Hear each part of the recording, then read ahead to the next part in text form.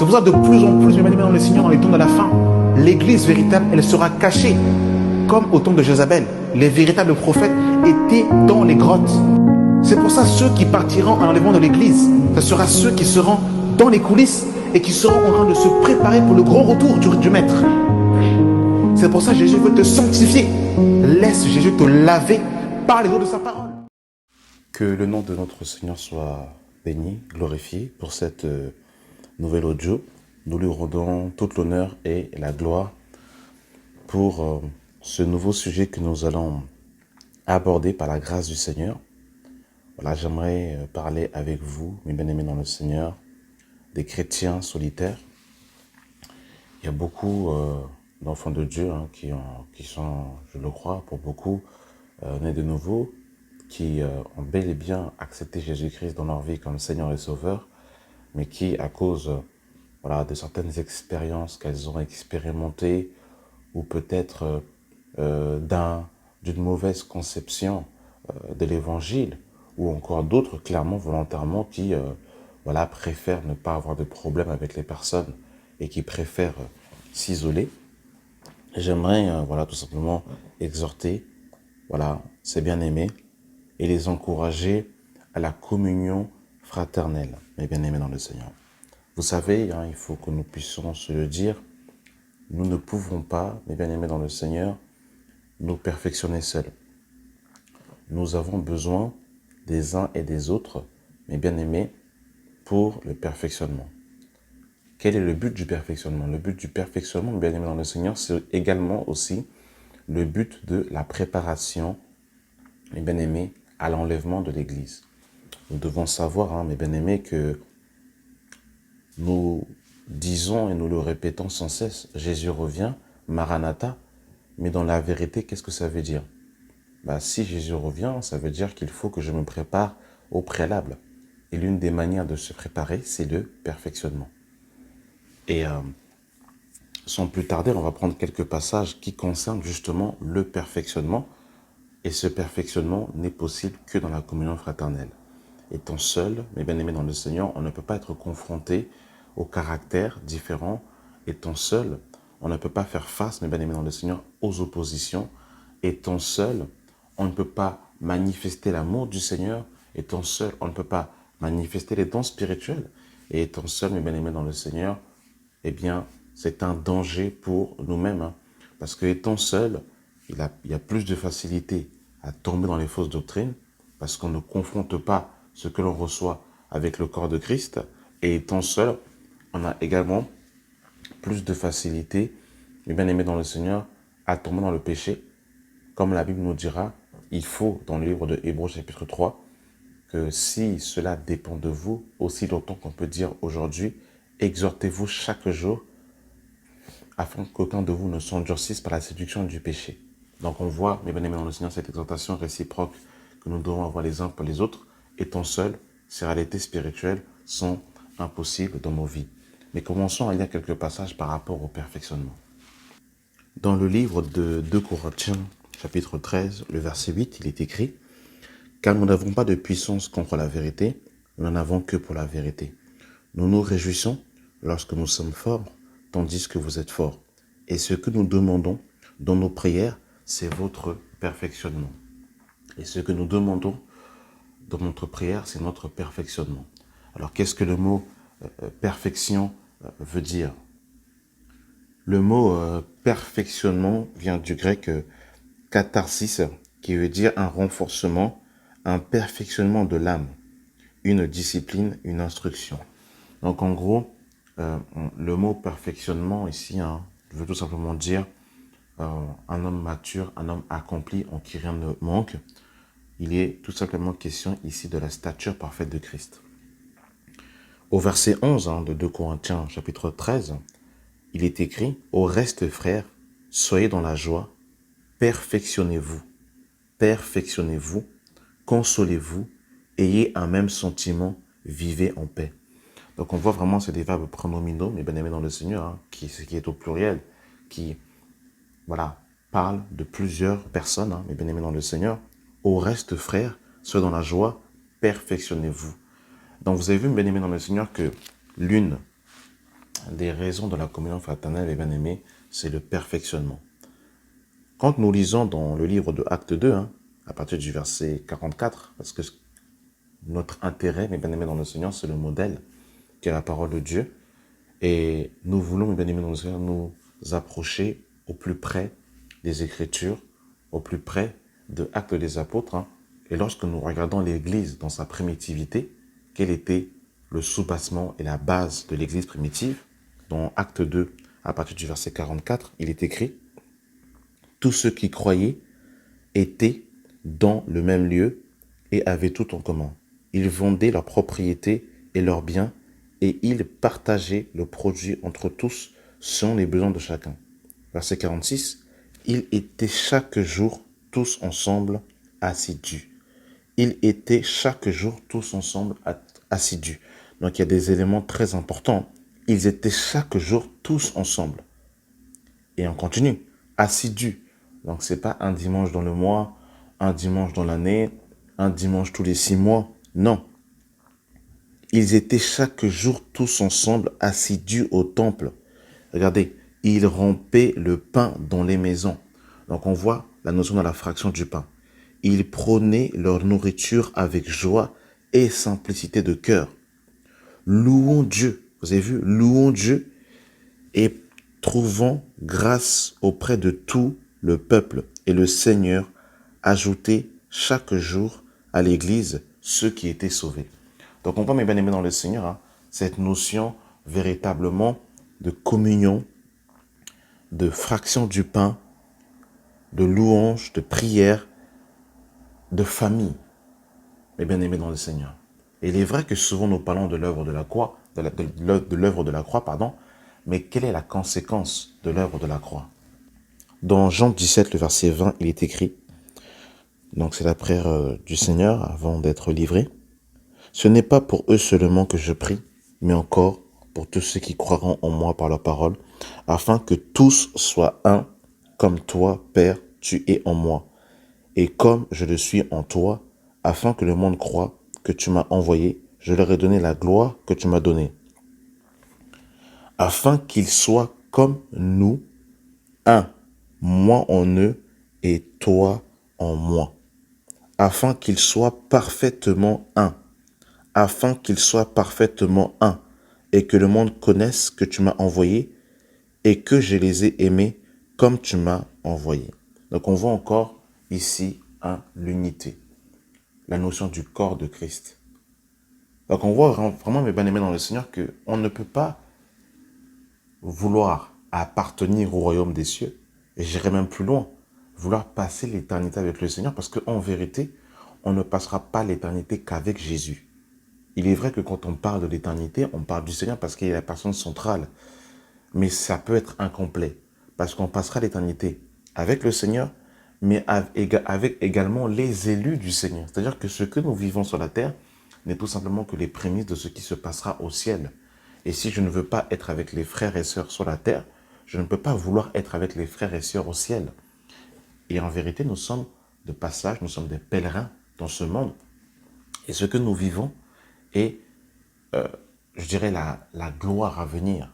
Lorsque nous nous rassemblons, lorsque nous sommes en communion, lorsque nous chantons nos prières, lorsque nous partageons le pain, ce sont les prémices de ce que nous allons vivre au ciel dans l'éternité. Et si je n'aime pas les frères ici-bas, si je n'aime pas me rassembler ici-bas, je ne peux pas vouloir passer l'éternité avec le Seigneur et avec les bien-aimés. Il y a encore d'autres passages, les bien-aimés, qui sont clairs et qui explicitent clairement que, les bien-aimés dans le Seigneur, la communion fraternelle, elle est impérative et que c'est une grâce, les bien-aimés dans le Seigneur, de se rassembler. Dans le psaume 133, par exemple, le verset 1, il est écrit « Voici, ô, qu'il est agréable, qu'il est doux pour des frères et sœurs de demeurer ensemble. C'est comme l'huile précieuse qui est répandue sur la tête, descend sur la barbe d'Aaron, qui descend sur le bord de ses vêtements, comme la rosée d'Hermon qui descend sur les montagnes de Sion, car c'est là que l'Éternel envoie la bénédiction, la vie pour l'éternité. » Donc, mes bien-aimés dans le Seigneur, dans la communion fraternelle, il y a une bénédiction, il y a l'huile qui descend, mes bien-aimés dans le Seigneur, sur nous. Il y a la présence du Seigneur qui est là, mes bien-aimés. Et la Bible nous dit, voici, oh, qu'il est agréable, qu'il est doux pour des frères de demeurer ensemble. De demeurer ensemble. Alors, mes bien-aimés dans le Seigneur, nous avons tous subi des blessures. D'une manière ou d'une autre, il est vrai que certaines personnes aimaient la communion fraternelle, aimaient les frères et les sœurs, et qu'ils ont été blessés d'une manière ou d'une autre, soit par des faux enseignements, soit par des insultes, soit par voilà, des vols à l'étalage, des fois même plus loin, des fois il y a des personnes qui ont été violées, abusées, voilà, euh, ils ont subi des choses diverses, peut-être même de la diffamation. Mais en vérité, si nous lisons les Écritures, nos aînés ont vécu exactement la même chose à cause pour le nom du Seigneur. Pour le nom du Seigneur, notre maître que nous suivons a été appelé Belzébul. Et Jésus dira, si ils ont appelé ainsi le maître de la maison, qu'en sera-t-il justement de nous, mes bien-aimés dans le Seigneur? Donc si Jésus a été appelé Belzébul, ne pense pas à ce qu'on t'appelle voilà, par ton nom. Hein. L'apôtre Paul, dans 1 Corinthiens chapitre 9, on disait qu'il n'était pas apôtre. Hein. Donc Paul dira même dans 2 Corinthiens 10 que nous sommes au milieu de la bonne et de la mauvaise réputation. Donc, vous voyez, mes bien-aimés dans le Seigneur, qu'on ne peut pas vouloir vivre l'église de Dieu et être dans un long fleuve tranquille, ça n'existe pas. Dans Jean chapitre 16, à partir du verset 1 jusqu'au verset 3, le Seigneur dira, on vous exclura des synagogues, donc on vous chassera des églises littéralement. Et la Bible nous dit encore que, de même que Janès et Jambres s'opposèrent à Moïse, de même ces hommes s'opposent à la vérité. Donc si tu aimes la vérité, tu seras combattu. Ça fait parfaitement partie de la parole. Et quand on vit ces réalités-là, on est estomaqué, on est choqué, en fait, on se refroidit. Le Seigneur dira également aussi dans Matthieu 24, parce que l'iniquité se sera accrue, l'amour du plus grand nombre se refroidira. Et malheureusement, souvent nous tombons dans ces prophéties-là. Oui, effectivement, l'iniquité s'accroît, c'est un fait, mais toi, qu'en est-il de ton amour? Ton amour a-t-il refroidi ou ton amour est-il le même? Et il faut savoir une chose, c'est que le faux n'existe que parce qu'il y a le vrai. Le faux ne peut pas exister si le vrai n'existe pas. S'il y a des fausses églises, il y a également des églises qui sont restées fidèles. Et vous savez, une des erreurs aussi à faire et qu'il ne faut pas faire, c'est de penser qu'on est le seul ou la seule à être dans la vérité, qui aime le Seigneur et qui craint le Seigneur. Élie pensait également qu'il était seul. Et quand vous lisez Romains chapitre 11, la Bible nous dit que le Seigneur va dire à Élie, je me suis réservé 6000 hommes qui n'ont pas fléchi les genoux devant Baal. Donc on voit, mes bien-aimés dans le Seigneur, que Élie pensait qu'il était seul, alors qu'il y avait 6000 hommes qui n'avaient pas fléchi les genoux devant Baal. Donc on voit également que dans cette génération, pareillement, également, nous ne sommes pas les seuls, même si effectivement tu penses peut-être que tu es seul dans ta ville à aimer la vérité, tu n'es pas le seul à aimer dans la vérité. Le Seigneur s'est réservé un peuple qui n'a pas fléchi les genoux devant Baal.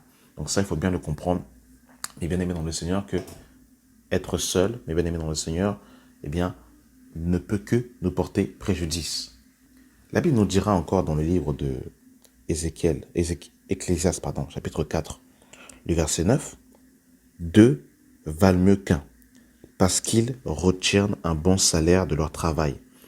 Car s'ils tombent, l'un relève son compagnon. Mais malheur à celui qui est seul et qui tombe, sans avoir un secours pour le relever. De même, si deux couchent ensemble, ils auront chaud. Mais celui qui est seul, comment aura-t-il chaud? Et si quelqu'un est plus fort qu'un, les deux peuvent-ils résister et la corde à 3 fils ne se rompt pas facilement. Donc, mes bien-aimés dans le Seigneur, on voit également, mes bien-aimés dans le Seigneur, la nécessité aussi de la communion fraternelle. C'est qu'au cours de la marche d'un enfant de Dieu, un enfant de Dieu, au cours de sa marche, peut trébucher d'une manière ou d'une autre. Et le fait d'être ensemble, mes bien-aimés dans le Seigneur, nous permet de nous garder également dans un état d'éveil spirituel, dans un état de sanctification, dans un état de crainte de Dieu, dans un état, mes bien-aimés dans le Seigneur, d'espérance par rapport au retour du Seigneur. Mais lorsque nous sommes seuls et que nous trébuchons, d'une manière ou d'une autre, lorsque nous sommes seuls, mes bien-aimés dans le Seigneur, il est plus difficile d'être relevés. Vous savez, je connais des personnes qui se sont isolées, qui se sont éloignées de la communion fraternelle, et à un moment donné, quand vous revoyez ces personnes, eh ben, elles croient en des doctrines et des évangiles bizarres. Et pour quelle raison? Parce qu'ils sont seuls. Ils ne peuvent pas confronter ce qu'ils ont reçu. Vous savez, l'apôtre Paul, bien qu'il a reçu la révélation de la part du Seigneur, parce que Paul va dire dans Galates chapitre 1 que l'évangile qu'il a reçu, il ne l'a ni appris, ni reçu d'un homme, mais d'une révélation de Jésus-Christ. Mais ce même Paul, bien aimé dans le Seigneur, dans le livre de Galates chapitre 2, va nous dire en fait que pour ne pas avoir couru ou couru en vain, il va aller justement voir les colonnes, c'est-à-dire Jacques, Jean et Pierre, et ils vont donner ma d'association après avoir reçu, compris, accepté l'évangile qu'il avait reçu. C'est-à-dire que malgré la révélation que Paul a reçue, eh bien, il va quand même la faire confronter aux colonnes, les bien-aimés dans le Seigneur, pour vérifier l'enseignement qu'il avait reçu. Or, aujourd'hui, malheureusement, il n'en est pas ainsi.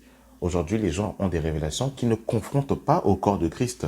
Et ensuite, ils vont s'exhiber en disant, oui, j'ai reçu la lumière, j'ai reçu la révélation. Mais le problème, c'est que tu es un corps, tu n'es pas seul. Tu n'es pas seul. Si tu as reçu une révélation, eh bien, le corps de Christ doit aussi croire et accepter cette révélation que tu as du Seigneur. Et c'est comme ça que les sectes naissent. C'est que les gens restent seuls dans leur chambre, ils reçoivent des révélations, ils voient 2-3 pèlerins, et ensuite ils en font de nouvelles doctrines, et ils pensent qu'ils ont reçu la révélation de l'année. Mais quand ils l'exposent au corps de Christ, leurs révélations ne tiennent pas, parce que malheureusement, ils ne sont pas dans un corps.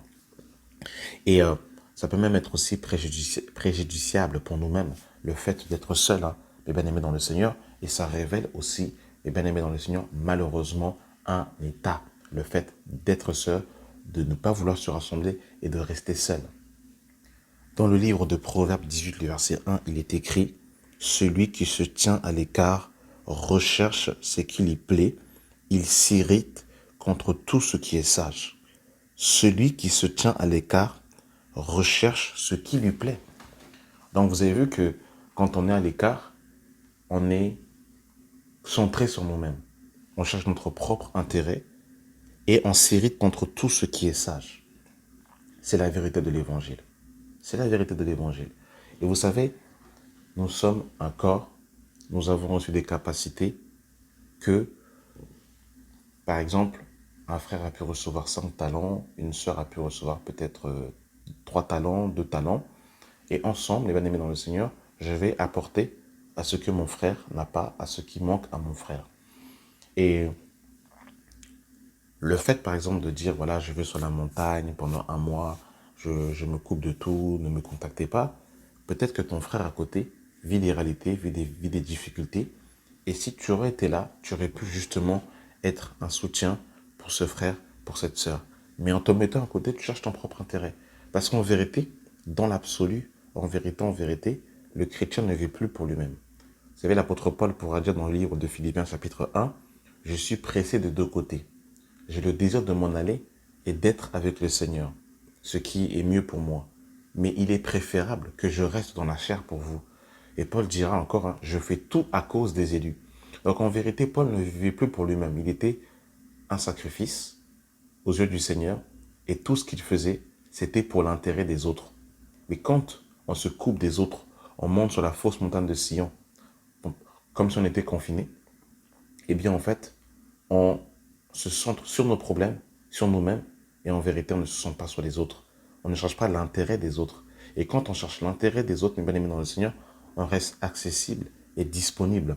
On ne va pas bloquer les gens parce que voilà, on ne nous a pas dit bonjour, ou parce qu'on ne nous a pas vouvoyé, ou parce qu'on ne nous a pas... Et malheureusement, quand on est seul aussi, on est susceptible. Il y a beaucoup de susceptibilité parce que c'est l'ego qui est touché tout simplement. Et quand on est seul, on ne veut surtout pas qu'on nous dise, on ne veut surtout pas entendre des choses qu'on ne veut pas entendre, on ne veut surtout pas qu'on nous dise certaines choses d'une certaine manière. Donc l'ego est touché et très rapidement, on peut être en fait voilà, irritable, irrité, parce que en fait justement, eh ben, il n'y a pas ce rapport justement en fait de communion fraternelle. Et la communion fraternelle, comme je le disais et comme nous aimons le dire, n'est pas uniquement le dimanche, n'est pas uniquement peut-être le vendredi ou jour dans la semaine. C'est une notion de vie, une notion de famille, une notion d'amitié, où justement on prend des nouvelles des uns des autres, on se supporte, on prie les uns pour les autres. Quand quelqu'un vit une difficulté, je suis là pour l'encourager, pour le supporter, pour prier pour lui. C'est ça la dimension de la communion fraternelle. On peut faire les courses ensemble, on peut manger dans la simplicité, on peut parler de tout et de rien. Je peux t'exposer mes difficultés que je vis actuellement, confesser ses péchés les uns les autres. Voilà la notion de la communion fraternelle, de la dimension. Et quand on est seul, on ne peut pas vivre ces réalités-là. Alors effectivement, on va vouloir être très spirituel en disant, voilà, je prie, je médite, etc., etc. Mais en vérité, bibliquement parlant, ça ne tient pas. Jésus lui-même, quand il est venu, n'a pas été seul. Il a pris avec lui 12 disciples avec qui il a marché. Jésus aurait pu être seul, mais Jésus, qui est notre modèle, n'était pas seul. Donc si le modèle n'était pas seul et que toi tu es seul, en vérité, qui est ton modèle? Tu suis qui? Parce que dans la Bible, même Moïse lui-même n'était pas seul. Il y avait Aaron avec lui. Il y avait Josué avec lui. Élie lui-même, à un moment donné, il y a eu Élisée. Élisée, à un moment donné, Élisée n'était pas seul. Donc vous voyez que même les plus grands prophètes dans la Bible ont toujours été accompagnés. Donc le fait d'être seul, ça vient d'où? Ça vient de qui? Eh bien, c'est pas biblique. Eh bien, aimé dans le Seigneur. Et il n'y a que le Seigneur qui peut être seul sans tomber dans l'orgueil. Et même Dieu, le créateur du ciel et de la terre, qui peut être seul, a voulu partager sa gloire. Il a créé des anges, il a créé des hommes. Il aurait pu rester seul. Mais il a voulu justement partager sa gloire avec nous autres. Je vais terminer par quelques derniers passages justement où on voit cette réciprocité qu'il doit avoir. Et bien aimé dans le Seigneur, voilà, parmi les chrétiens. 1 Thessaloniciens 5, le verset 12. Nous vous prions, frères, d'avoir de la considération pour ceux qui travaillent parmi vous, qui vous dirigent dans le Seigneur et qui vous exhortent. Ayez pour eux beaucoup d'affection à cause de leur œuvre. Soyez en paix entre vous. Entre vous. Nous vous prions aussi, frères, avertissez ceux qui vivent dans le désordre. Consolez ceux qui sont abattus. Consolez ceux qui sont abattus. Supportez les faibles. Usez de patience envers tous. Prenez garde que personne ne rende à autrui le mal pour le mal. Mais poursuivez toujours le bien, soit entre vous, soit envers tous. Soyez toujours heureux. Priez sans cesse. Rendez grâce en toutes choses, car c'est à votre égard la volonté de Dieu en Jésus-Christ. N'éteignez pas l'esprit, ne maîtrisez pas les prophéties, mais examinez toutes choses et retenez ce qui est bon. Abstenez-vous de toute espèce de mal. Que le Dieu de paix sanctifie lui-même tout entier. Voilà, évidemment le Seigneur. Donc on voit encore ici ces verbes pronominaux qui sont utilisés ici. Je terminerai par Romains 12, à partir du verset 11. Soyez fervents d'esprit, servez le Seigneur, réjouissez-vous en espérant. Soyez patients dans l'affection, persévérez dans la prière, pourvoyez aux besoins des saints. Pourvoyez aux besoins des saints. Exercez l'hospitalité. Bénissez ceux qui vous persécutent. Bénissez et ne maudissez pas. Réjouissez-vous avec ceux qui se réjouissent. Pleurez avec ceux qui pleurent. Ayez les mêmes sentiments les uns envers les autres. Donc voilà, et regardez, ce qui est très intéressant, le verset 16, il dira, ne soyez pas sages à vos propres yeux. Ne soyez pas sages à vos propres yeux. Et quand on est seul, malheureusement, on devient souvent sage à ses propres yeux. Donc voilà, ce n'était pas une vidéo de condamnation, c'est vraiment une vidéo d'exhortation, d'encouragement, mais bien évidemment à considérer véritablement l'Église. Il y a des personnes effectivement qui ne peuvent pas se rassembler pour diverses raisons. Il y a des femmes qui, voilà, vivent des réalités dans le mariage. D'autres hommes aussi vivent certaines réalités. Je ne parle pas de ces personnes-là, mais je parle des personnes qui peuvent se déplacer, qui peuvent être dans la communion fraternelle. C'est aussi une insulte pour les chrétiens persécutés du monde entier. Il y a des chrétiens qui aimeraient avoir de la communion fraternelle, mais qui ne peuvent pas, à cause de la persécution, qui se cachent et qui ne peuvent pas revendiquer leur foi publiquement parce qu'ils peuvent mourir. Et nous, qui avons la possibilité de se rassembler, d'être dans la communion, eh bien, qu'est-ce que nous faisons de cela? Eh bien, on décide justement de balayer d'un revers de la main pour différents motifs que le Seigneur nous vienne en aide. Que la grâce et la paix soient avec vous au nom de Jésus. Amen.